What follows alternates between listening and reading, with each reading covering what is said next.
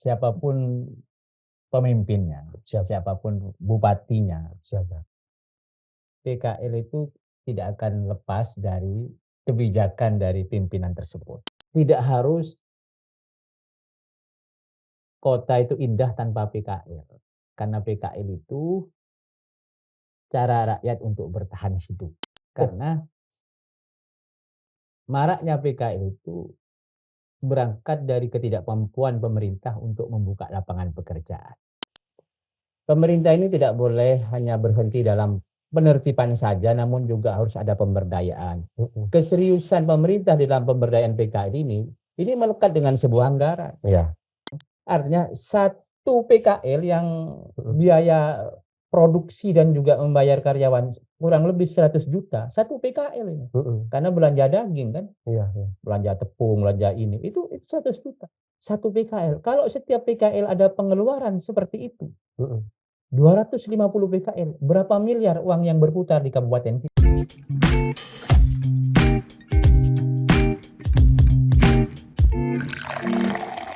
Salam ngopi-ngopi, ngobrol pintar penuh inspirasi. Halo, selamat malam teman-teman. Kembali lagi di podcast Ngopi-Ngopi.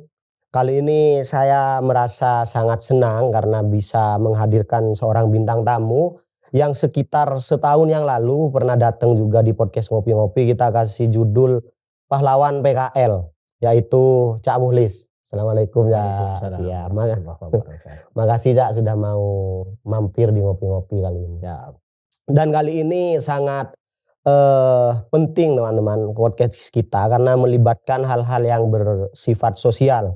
Untuk teman-teman juga yang ingin hadir di podcast Ngopi-Ngopi, kita sangat rekomendasikan mungkin nanti melalui kontak di Ngopi-Ngopi atau bisa komen di YouTube terbarunya Ngopi-Ngopi. Karena kita sangat pengen gitu bisa berkontribusi di dalam hal-hal yang sifatnya sosial begitu seperti yang dilakukan Cak Mukhlis kali ini ya Cak ya. Yeah. Saya ucapkan terima kasih karena Cak Mukhlis ini hadir berdasarkan nilai-nilai kemanusiaan beliau dalam pembinaan PKL yang dilakukan oleh beliau selama bertahun-tahun ini. Beliau bercerita bahwa beliau membaca ya ada ada kemungkinan PKL yang ada di Bangkalan itu akan ditertibkan seperti itu mungkin Cak ya. Nanti kita akan ulas lebih dalam dengan beliau. Kita tanya-tanya dulu. Sampai saya dapat dari Bung Zainal itu Cak hadir ke sini katanya untuk bahas PKL apa intinya yang mau di ini dulu. Siapapun pemimpinnya, siapapun bupatinya, PKL itu tidak akan lepas dari kebijakan dari pimpinan tersebut. Betul, melekat banget itu kan. Melekat banget. Karena setiap pimpinan itu ingin menata kota itu indah. Betul. Namun yang jadi problem penataan kota tanpa PKL. Ini yang jadi problem. Iya. Melihat masalah di sini sudah. Ya, artinya terus ya. Tidak harus kota itu indah tanpa PKL. Karena PKL itu cara rakyat untuk bertahan hidup. Subhanallah.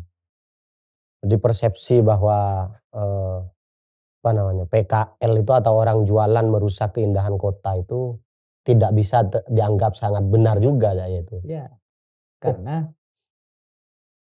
maraknya PKL itu berangkat dari ketidakmampuan pemerintah untuk membuka lapangan pekerjaan. Subhanallah. Akhirnya rakyat kayak gitu Cak ya. Banyak PKL berarti karena pemerintah nggak bisa menyerap lapangan kerja. Ya. Tenaga kerja. Sedangkan masyarakat kita untuk bertahan hidup dengan dunia pertanian, kalau khususnya di Bangkalan ini kan terbatas ya. Wilayah-wilayah yang ada irigasinya, ada pengairan itu kan terbatas. Apalagi perkotaan. Nah, sehingga untuk merubah nasib melalui dunia pertanian itu sangat sulit. Iya. Benar. Maka rakyat itu berinisiatif untuk buka usaha. Karena dia kemampuannya terbatas, ya hanya bisa jualan di pinggir jalan. Sehingga PKL itu cara rakyat untuk bertahan hidup. Soal penataan yang sampean maksud tadi demi memperindah kota ya, yang sekarang dilakukan oleh PJ Bupati, apa itu sudah dilakukan ya ke PKL? Ya, Pak PJ ini salah satu untuk mengindahkan kota Bangkalan juga program penataan. Ya. Namun ya itu tadi, harus ditopang juga dengan pemberdayaan. Ya. Kalau penataan penertiban tanpa solusi itu kan kurang bijak. Kurang bijak. Jadi jangan hanya proposal ke atas bahwa Bangkalan sudah indah karena tidak ada orang jualan di mana-mana. Tapi juga setelah itu dilakukan, gimana untuk bisa tetap menjamin kehidupan para pelaku PKL itu Cak? Ya, karena gini, penertiban tanpa solusi dalam artian tidak boleh jualan. Ya. Tidak boleh jualan di tempat ini. Namun tidak ada solusi. Ya akhirnya, sedangkan di balik teman-teman PKL itu ada 5 jiwa. Ada 5. Ada suami, ada istri, ada anak yang mau sekolah. Nah, terus sedangkan dia tidak punya income, tidak punya pendapatan selain dari PKL. Terus PKL-nya tidak boleh jualan. Terus dia untuk membiayai hidup keluarganya itu dari mana? Jadi jangan bermain pakai gaya tangan besi, yang penting di wilayah ini gak ada yang jualan, tapi juga pikirin hilirnya gitu ya. Hilirnya kemana misalkan, terus ini indah tapi juga tidak memberikan dampak yang buruk ke masyarakat. Betul. Pelaku PKL. Dan tanggung jawab pemerintah itu tidak hanya sebatas penataan juga, namun juga pemberdayaan. Dan keseriusan pemberdayaan yang dilakukan pemerintah itu harus melekat dengan anggaran. Nah itu kita bahas lagi. Harus melekat dengan anggaran. Kalau tidak ada anggaran pemberdayaan di OPD tertentu yang ada keterkaitan dengan PKL, ini kan timbul tanda tanya ini. Ini bukan penertiban ini, namun membinasakan PKL. Nah, Cak, ini kayaknya terjadi juga di beberapa daerah ya. Saya dapat info juga di Surabaya atau di daerah-daerah lain. Kalau misalkan itu tetap terjadi, PKL binaannya Cak Mukhlis di Kota Bangkalan ini dihentikan sama Bupati tanpa terlebih dahulu sudah ada rancangan nanti akan seperti apa? Apa yang akan dilakukan? Ya kita akan tetap membuka ruang dialog dan diskusi dengan pemerintah. Artinya karena pemerintah ini dari rakyat, untuk rakyat, oleh rakyat. Kan? Artinya kita tetap akan membuka ruang diskusi dan kita akan membuka saluran-saluran diskusi itu, baik di eksekutif maupun di legislatif, untuk mencari titik temu antara keinginan pemerintah yang ingin menertibkan dengan aspirasi kita sebagai rakyat. Berarti mulai sekarang harus diantisipasi ya. Karena kayaknya di beberapa daerah sudah kejadian ini ya. Di beberapa titik sudah terjadi ini. Ya, saya melihat di stadion, kalau di Bangkalan itu dan lain sebagainya. Kalau dari dari tim di bawah itu Cak, melihat membaca ini akan ada seperti ini, apa yang dilakukan Cak Mukhlis dengan teman-teman di bawah? Kita tetap fokus dengan jualan kan gitu. Namun selain itu kita tetap koordinasi, komunikasi, silaturahim antar teman-teman PKL dan teman-teman pengurus. Kita selalu diskusi tentang bagaimana PKL ini ke depan. Artinya kita tetap bangun komunikasi. Kita diskusi terus, mencari formulasi yang baik bagaimana konsep penataan PKL yang sekiranya tidak membinasakan PKL. Sudah dapat Cak dari ini PKL untuk mengantisipasi ini, atau minimal apa kriteria nanti yang ditawarkan kepada pemerintah sebagai bentuk pemberdayaan? Kalau memang penertiban ini harus terjadi nantinya, ada penawaran-penawaran seperti ini misalkan, kriteria seperti ya, kita sudah komunikasi dengan banyak pejabat ya. Pemerintah ini tidak boleh hanya berhenti dalam penertiban saja, namun juga harus ada pemberdayaan. Keseriusan pemerintah dalam pemberdayaan PKL ini melekat dengan sebuah anggaran. Ya. Ini harus ada pembinaan PKL di OPD ini. Ya, ya.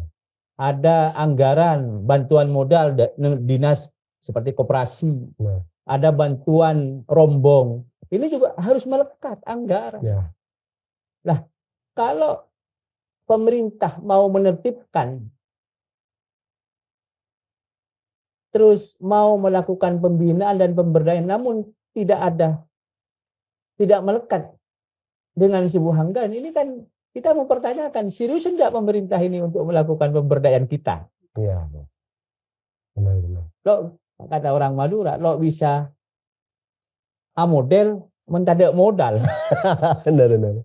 Bahkan kalau bisa, kalau memang karena ada penertiban demi untuk tetap pemberdayaan ini utama, sekiranya itu ketika terjadi itu malah lebih bagus. Pendapatan ke PKL itu lebih bagus gitu kan. Sekiranya. Makanya kan tempat strategis ya yang sekarang banyak ditempati PKL. Dan naudzubillah misalkan nanti ditertibkan seperti beberapa daerah mau dipindah, itu harusnya dipindah ke tempat yang lebih progres berarti ya. Iya, ini salah satunya. Salah satunya direlokasi di tempat tertentu kan Ya, gitu. Namun dalam proses penataan, penertiban, termasuk memindahkan PKL ini, libatkan kami dari awal proses perencanaan ini. Yang bersangkutan banget. Ya, gimana mereka tanpa melibatkan kami, dia mau menertibkan kami kan gitu ya. Ya. Biar lebih jangan top down gitu loh, bottom up. Ya, bottom up harus dong. Harus bottom up, harus libatkan kami biar tidak menyelesaikan masalah, tidak timbul masalah baru. Karena sebenarnya pihak PKL juga tidak antipati terhadap penertiban, yang penting jelas ininya. Tidak anti penertiban. Ya. Namun penertiban yang manusiawi, yang memperdayakan kita dari PK5 ini menjadi PK6, jadi pengusaha kan gitu ya. Amin, alhamdulillah. Nah, ini yang harapan kami supaya ke depan itu pemerintah itu lebih serius. Keseriusan pemerintah harus melekat dengan sebuah anggaran. Ya, benar. Sepakat sih, sepakat. Terus ini kan masih PJ ini Cak ya. Masih PJ, mungkin sampean pernah ketemu PJ-nya langsung untuk berbicara ini?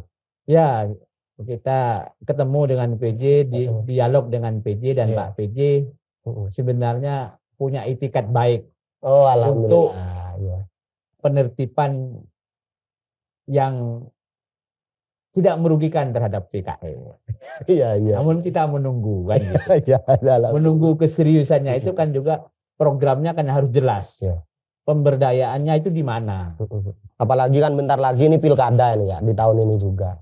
Ini sekiranya nanti ada peralihan rezim ini, gimana juga Cak Mukhlis dengan teman-teman di bawah itu tetap bisa memastikan begitu kan, bahwa pemerintah siapapun itu harus tetap pro terhadap PKL. Oh iyalah, artinya kan rakyat, kan pemimpin itu termasuk bupati kan dari rakyat. Masa dari rakyat kebijakannya tidak berpihak terhadap rakyat. Ya, benar-benar. Dan kita tetap siapapun bupatinya, kita tetap akan mengawal teman-teman PKL dan membuka ruang dialog terhadap pimpinan atau bupati siapapun. Benar. Dan karena ya seperti tadi beliau sampaikan teman-teman ya, memang PKL ini orang-orang yang bekerja PKL ini murni untuk bertahan hidup. Artinya beliau bukan untuk membeli, sekarang misalkan punya sepeda Vario, misalkan untuk membeli Alphard, untuk membeli mobil tertentu, pakaian brand tertentu, tidak untuk itu, tapi gimana untuk bisa anaknya tetap sekolah, gimana untuk bisa tetap beli beras besok untuk bulan depan, dan kan jadi memang apa ya, sudah paling basis itu ya, pendapatan yang paling basis ya, itu. Ini benteng terakhir ya. Benteng terakhir rakyat bertahan hidup ya di PKL.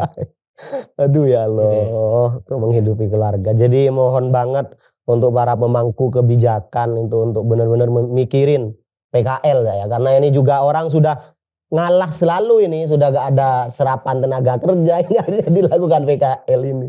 Sampai tadi saya diceritakan oleh beliau teman-teman, katanya ada orang pelaku PKL penjual apa Cak? Telur gulung. Telur gulung. Oh. Yang bisa beli motor setelah 5 tahun, gimana ceritanya itu Cak? Ini, Cak. Ya dia Ya Allah. dia jual telur gulung Siap. di area Taman Paseban Bangkalan. Siapa? Kalau buka itu sore dan sampai malam. Allah. Nah itu setiap pulang kerja, setiap pulang jualan itu uang koin Rp500 dan Rp1.000 Ya. itu dikumpulkan di galon aqua selama kurang lebih 5 tahun. Nah, 5 ini tahun. ternyata 2,5 galon katanya. Dapat 2 galon setengah. 2 galon 5 setengah. tahun. Terus Termasuk konsisten. ya itu dibawa ke dealer Iya. karena dia mau beli motor PCX. Subhanallah. Akhirnya 2,5 galon itu dibawa ke dealer Iya. depannya Hotel Ningrat itu. Iya. Ternyata dihitung katanya oleh karyawannya itu ketemu 12 juta. Alhamdulillah. Kalau 5 tahun dapat 12 juta. Terus 12 juta terus ditambah berapa 22 juta karena harganya 36.600.000. Ya, alhamdulillah dia dapat apa? Dapat PCX. Alhamdulillah. Dengan perjuangan menjadi penjual telur gulung di area Taman Paseban, namanya M. Nuryansyah. Gitu. Ya ini memang butuh perjuangan lah. Jadi saking ya memang segitunya ya teman-teman untuk beliau itu, bahkan impiannya punya PCX, kayaknya mulai PCX baru keluar itu impiannya sampai PCX keluar yang terbaru sekarang akhirnya setelah 5 tahun bisa di. Setelah 5 tahun. Dan kalau ada kebijakan yang sampai menentang pada pelaku PKL ini, itu artinya naudzubillah kan beliau harus jual lagi motornya yang dibeli selama 5 tahun. Naudzubillah. Ya, akhirnya kalau dia kena gusur otomatis kan asetnya bisa dijual lagi. Asetnya bisa dijual lagi. Harus nabung di galon lagi nih kan. Katanya ada ini Cak, dokumentasinya ada Cak, saya minta ada, nanti. nanti tak kirim ya. Alhamdulillah ya Allah. Kalau perlu pendalaman sampai bisa diundang juga ke ngopi-ngopi. Menarik nanti. Siapa namanya Cak? M. Nuryansyah. M. Nuryansyah.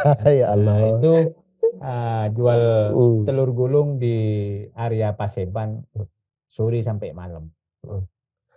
Kalau begini Cak, misalkan menurut sampean status quo ini ya, kondisi PKL sekarang, pernah nggak sampean tawarkan misalkan waktu temu dinas-dinas tertentu atau bahwa udah nggak usah dipindah, tidak usah ditertibkan, atau bahkan apa namanya ya persepsinya aja dirubah bahwa ya selama ini PKL tidak mengganggu sama sekali atau gimana?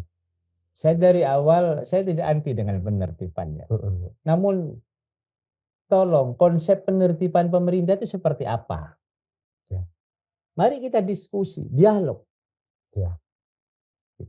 Dan saya yakin juga banyak pejabat kita ini kan juga orang baik dan peduli terhadap orang-orang kecil kan.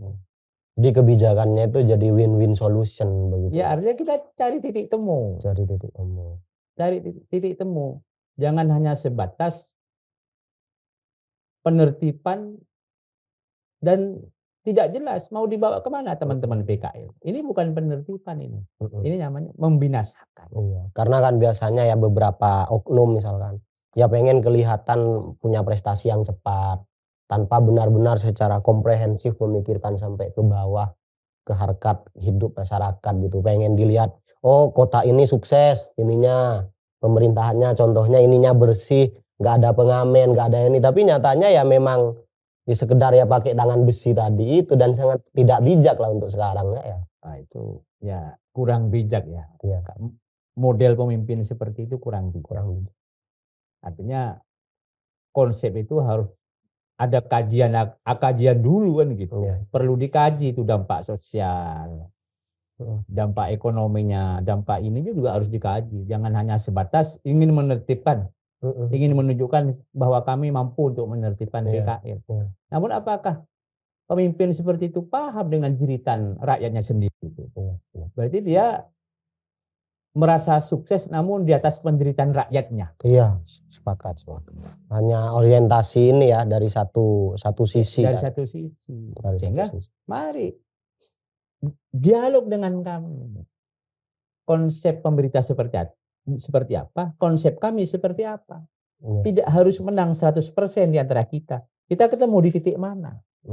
kita siap komitmen dengan apa yang kita sepakati bersama kan gitu. Cak, kalau dari sisi ini Cak ya, dari bottom itu sampean sudah berkoordinasi dengan siapa saja untuk mengantisipasi ini, barangkali dengan organisasi-organisasi tertentu yang punya concern juga di masyarakat, atau maksudnya supaya powernya sampean nanti ketika ini beneran terjadi, ketika sampean berdialog tuh lebih bisa didengarkan, itu apa saja yang Kami membuka ruang dialog itu dengan teman-teman Satpol PP, teman-teman koperasi, teman-teman Disperindak. Itu kami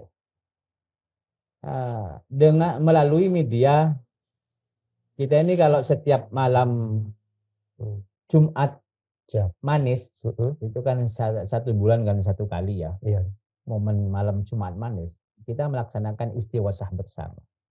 Alhamdulillah. Terus kita datangkan itu kepala Satpol PP. Ya aduh, nah ini menarik banget teman-teman. Jadi kalau Satpol PP itu kan masih identik musuhnya PKL lah ya. Mungkin dengan sampean ini ya, kita datangkan bahwa kami dengan Satpol PP itu bukan musuh, namun kita ini sahabat. Iya. Kita ini punya peran posisi yang berbeda, namun kita ini tetap sama. Nah, pada saat saya sudah istighosah, kita beri kesempatan itu kepada kepala Satpol PP dan juga asisten pemerintah pada waktu itu Pak Ismit untuk sambutan. Apa sih yang diinginkan Bapak Kepala Satpol PP? Apa yang diinginkan oleh asisten pemerintah itu? Biar teman-teman itu paham. Iya benar. Gitu. Dan itu didengarkan oleh teman-teman PKL semua. Teman-teman PKL.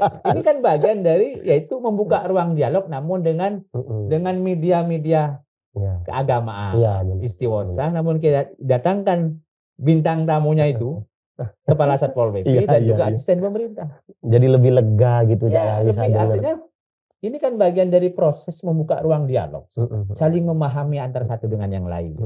Sehingga seandainya ketemu di lapangan tidak otot-ototan, karena kita ini sahabat. Benar. Terus kita buka ruang dialog seperti itu. Iya. Terus kita juga dan terbuka Cak ya, pemerintah baik di Bangka. Datang. Alhamdulillah. Kepala Satpol PP Pak Rudi juga datang didampingi oleh Pak Asisten Pemerintah Pak Ismit. Iya. Nah, dia memberi sambutan ke kita. Alhamdulillah. Enak lah. Foto-foto bersama, makan-makan bersama kan gitu. Ini kan bagian dari proses dialog. Benar. Menuju mencari titik temu nanti konsep seperti apa yang diinginkan pemerintah. Betul. Apa yang diinginkan rakyat. Iya. Gitu. Terus kita juga melaksanakan studi banding ke PKL di Makodam. Difasilitasi oleh Dinas Koperasi dan Dinas Perdagangan. Kita berangkat bareng-bareng. Kepala Disperindak Pak Sidik, juga Kepala Dinas Koperasi Pak Yayat, dan juga para pengurus PKL melihat kondisi PKL di Makodam, lapangan Makodam. Jadi kan bentuk bagian dari dialog. Iya, benar. Keren banget kan.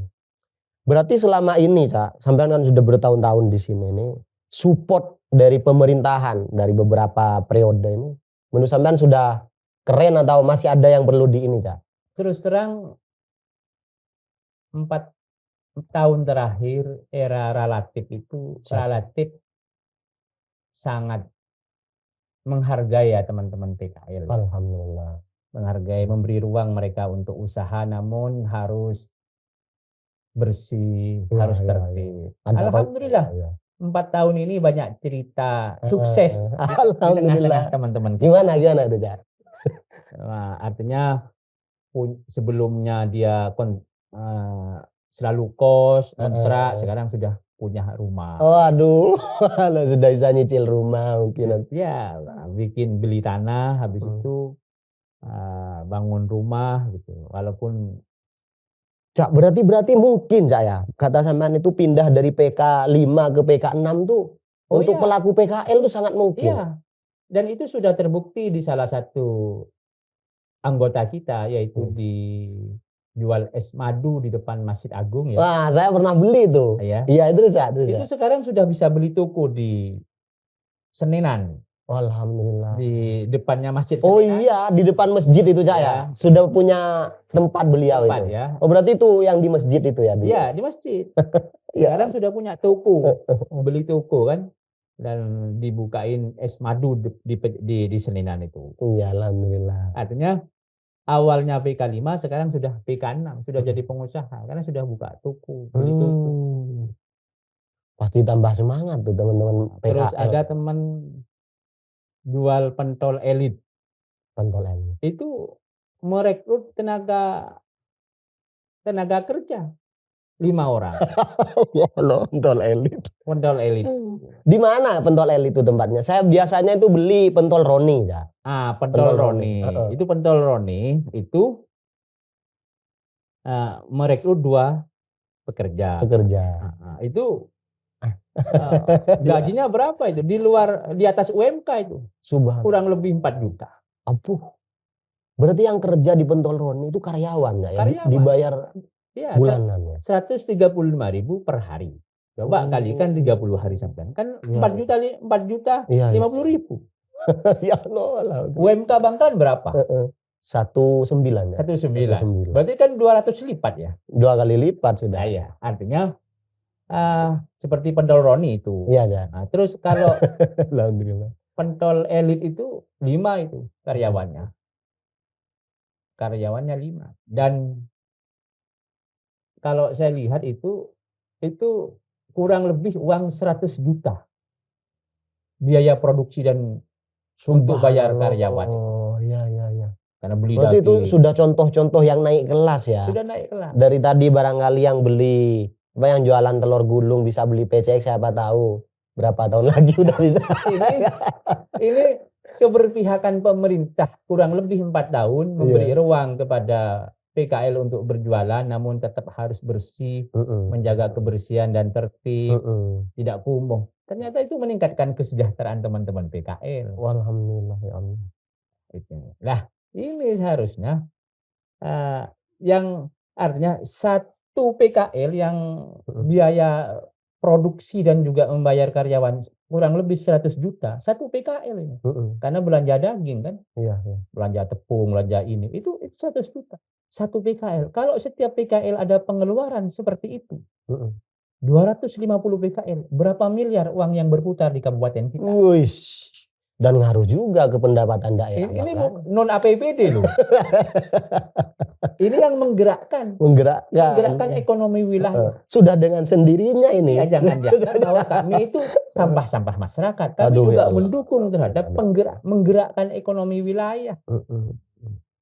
Kenapa? Uang 100 juta setiap bulan, 50 jutanya dibelanjakan daging, belanjakan tepung, belanjakan tahu, belanjakan minyak, bahan-bahan itu kan.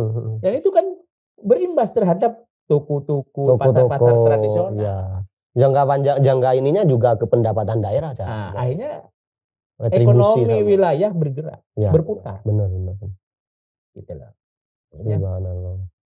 Kalau pentol Roni ini malah saya dengar itu ramai terus kan. Ramai terus. Kalau jam 9 ke atas sudah gak ada ininya pentol besar itu, tinggal kecil tahu. Pentol Roni depan Telkom itu ya. Iya. Kalau pentol elit itu di depan BRI. Ya. BRI. Oke. Alhamdulillah. Ini perputaran ekonominya teman-teman PKL itu miliaran itu. Alhamdulillah. Nah, artinya tidak ada ketergantungan dengan APBD ya. Siap. Namun dia mampu menggerakkan ekonomi wilayah. Nah, sebenarnya pemerintah tidak boleh menutup mata dengan langkah-langkah teman-teman kita ini. Ini pejuang-pejuang ekonomi. Dan sebenarnya perannya sampean itu sangat penting, Mas. Artinya sampean itu selain memberikan suatu pemberdayaan ya seperti tadi ketemu dengan Satpol PP, berdialog, terus mungkin memberikan cerita-cerita yang menarik tentang PKL itu. Lebih daripada itu sampean juga mengupayakan dari yang atas, pemerintah untuk keanggarannya di ini, terus pemberdayaannya ditingkatkan. Berarti peran pengurus PKL seperti sampean tuh sangat penting gitu kan. Ya, kita setiap bulan kita ini selalu rapat. Dengan pengurus-pengurus itu. Karena kita ini salah satu program kita salah satu program PKL ini memberi santunan kepada anggota yang sakit, yang opnam, yang ngamar ya, itu 400.000. Subhanallah. Terus Iya. bagi yang meninggal, keluarga PKL yang meninggal itu Mm-mm. dapat santunan dari Persatuan PKL Kota ini 600.000. Berarti ada kasnya nih? Ada kas, Oh subhanallah. ada kas. Mm-mm. Nah ini kita rapat setiap bulan. Mm-mm. Mempertanggungjawabkan pengelolaan keuangan itu. Mm-mm. Cak, barangkali sampean bisa share ini Cak nanti, soalnya seperti di Surabaya itu kayaknya butuh banget. Apa belum ada ya di Surabaya ya? Kayaknya nggak punya pijakan itu loh PKL kalau ada penertiban. Nggak tahu pelaku PKL mau kemana. Ini kan sudah beruntung banget ini di Bangkalan. Malah kami ini terbebani. Organisasi kami ini terbebani oleh organisasi-organisasi PKL yang tidak pemberdayaan terhadap PKL, malah mengeksploitasi PKL. Aduh. Ada juga gitu loh. Maksudnya itu isu itu ada Cak ya? Atau ada contohnya Cak? Ya artinya tidak menutup kemungkinan kan juga ada ya. Ya Allah. Sehingga kami ini seakan-akan kita ini Persatuan PKL Kota ini tempatnya para preman. Allah karim. Karena Ada bisa jadi bisa ada image kayak gitu. ada anggapan seperti itu. Aduh ya Allah. Dikira kita ini Persatuan PKL Kota ini hanya mengeksploitasi PKL, tidak. Kalau tidak percaya, Anda itu bisa mempelajari kami dari dalam. Bagaimana pengelolaan keuangan, bagaimana kita menata para pengurus ini. Bisa melihat. Jangan kalau orang julid ya dalam segala sisi ya. Tidak harus julid ke orang-orang yang korupsi Cak. Ini juga ke orang-orang PKL ya. Persatuan PKL Kota ini program kesejahteraannya yaitu tadi. Memberi santunan sakit itu 400.000, memberi santunan meninggal itu 600.000. Dan selama bulan Ramadan ini kita berbagi takjil gratis kepada masjid dan musola. Alhamdulillah. Artinya, itu saya merasakan banget waktu mahasiswa itu pasti bukanya di masjid. Sehingga teman-teman pengurus ini mengantarkan takjil gratis ke masjid ataupun musola setiap hari. Dari jualannya beliau. Dari kita, dari pengurus ini ada program berbagi takjil. Takjilnya nggak diambil yang dari jualan PKL itu? Nah, itu dari iuran. Dan iuran ini dibelanjakan oleh pengurus. Dibelanjakan dibelanjakan juga terhadap teman-teman PKL itu. Biar uang itu juga berputar di internal PKL. Terus dikirim ke masjid setiap hari itu. Ada jadwalnya sampai nanti 30 hari. Alhamdulillah. Dan itu semua terbuka. Orang yang iri lan miri di luar itu bisa masuk ke dalam, bisa melihat. Bisa langsung diskusi dengan para pengurus itu, dialog dengan para pengurus. Bagaimana pengelolaannya Persatuan PKL Kota itu. Artinya mereka bergabung dengan kita bukan karena takut. Namun karena senang dengan program-program lebih karena merasa terbantu. Ada pemberdayaan. Dan saya malah lebih daripada itu sepakat kalau itu ada di kota-kota. Di setiap kota ya. Itu tergantung komitmen juga. Artinya teman-teman itu harus melihat PKL itu bukan objek namun juga harus subjek. Karena keluarga saya itu juga korban ya dari Pelindo ya di Perak itu. Dari awalnya yang jualan per hari mungkin bisa dapat 1 juta, 2 juta. Dan sampai nyusut karena dipindah ke sini, dipindah ke sana, dilarang ya. Sampai ya sekarang sudah ini banget sudah terdampak sekali. Ya itu tadi harus punya wadah. Ya. Saya selalu setiap diskusi itu saya bilang sama teman-teman kita ini harus punya wadah. Karena berjualan atau berprofesi sebagai PKL ini penuh dengan ketidakpastian. Karena ini ada keterkaitan dengan kebijakan pemerintah. Kalau ada keterkaitan dengan kebijakan pemerintah, maka teman-teman PKL ini harus punya wadah. Iya, deg-degan terus tuh setiap tahun kebijakan pemerintah prioritasnya berbeda udah. Wadah yang mengkomunikasikan, yang mendialogkan dengan pemerintah. Iya. Artinya kalau kita ini bergerak sendiri-sendiri, kita ini Gak punya kekuatan. tidak punya kekuatan dan tidak berarti. Subhanallah. Tuh. Oke, luar biasa sekali Cak Mukhlis. Mungkin ada hal lain sebelum ini. Kalau diskusi kita ini sudah sangat luar biasa kayaknya malam ini. Ya harapan kami ya satu, Iya, Cak. kewenangan pemerintah itu memang pembinaan, penataan dan pemberdayaan. Pembinaan penataan dan Makanya ke depan pemerintah itu jangan hanya penataan saja, namun juga diimbangi oleh pemberdayaan. benar. Dan keseriusan pemerintah untuk melakukan pemberdayaan PKL itu harus melekat dengan anggaran. Benar. Anggaran itu harus ada di setiap OPD. Betul. Kalau ternyata anggaran itu tidak ada, di setiap OPD tidak ada pemberdayaan PKL, berarti hanya sebatas penataan dan penertiban, itu kurang bijak dan kurang satu pemerintah itu dalam melaksanakan peraturan Menteri Dalam Negeri. Karena dalam peraturan Menteri Dalam Negeri, kewenangan pemerintah daerah itu Iya. penataan dan pemberdayaan. Iya, tidak penataan saja. Tidak penataan saja. Berarti kalau hanya sebatas penataan, berarti melanggar undang-undang Benar. peraturan Menteri Dalam Negeri. Dan Cak Mukhlis dan juga pengurus PKL kota itu siap untuk menjembatani, untuk memastikan bahwa teman-teman di bawah itu siap untuk berkoordinasi dan bekerja sama. Siap membuka ruang dialog dan diskusi. Oke. Alhamdulillah mungkin itu saja, Cak. Ya. Atau ada lagi yang mau di ini? Alhamdulillah. Itulah obrolan kita dengan Cak Mukhlis. Kalau kita menjulukinya pahlawan PKL ya, yang selalu antusias untuk membela, untuk memastikan keberlangsungan PKL yang ada di Bangkalan. Semoga beliau tetap konsisten dan semoga PKL di Bangkalan ini semakin berjaya dan jadi pengusaha semua nantinya. Mungkin itu saja dari ngopi-ngopi. Assalamualaikum warahmatullahi wabarakatuh. Waalaikumsalam warahmatullahi wabarakatuh.